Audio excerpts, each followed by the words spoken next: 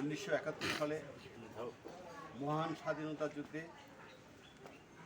এই বক্তবলীবাসীর পূর্বে যেই নির্মমতা হয়েছিল 29 নভেম্বর 139 জন নিরীহ মুক্তিযোদ্ধা সহ নিরীহ মানুষ মৃত্যুবরণ করেছিল। হায়নারা তাদেরকে জ্বালিয়ে পুড়িয়ে ব্যানর দিয়ে খুঁচিয়ে মেরে অমানবিকভাবে তাদের হত্যা করেছিল। আজকে আমরা 52 বছর পরেও তাদেরকে বলতে পারিনি। এই এলাকাবাসী এই 29 নভেম্বর আসলে সবাই শোকে বিহ্বল হয়ে যায় এবং তাদের আত্মার মাগফিরাত কামনা করি।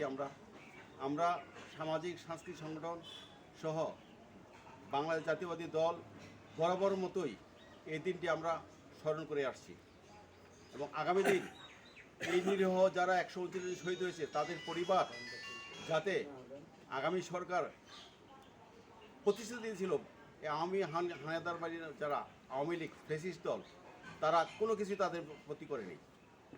আমরা বক্তবলিতে বৌদ্ধভূমি আছে সেটাও অবহেলা জর্জিত।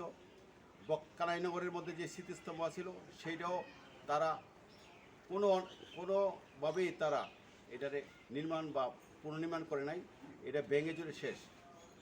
আমরা আগামী সরকার যারা আসবে আমরা আশাবাদী এই 139 জন শহীদ তাদের পরিবার যাতে ভালো একটা সম্মান পায় এবং বক্তবলী যেই স্মৃতিসৌধটা আছে সেটা আরও জাঁকজমকপূর্ণভাবে তৈরি করে আমরা এই শহীদদের আত্মার প্রতি তাতে শ্রদ্ধা জানাবো ইনশাল্লাহ।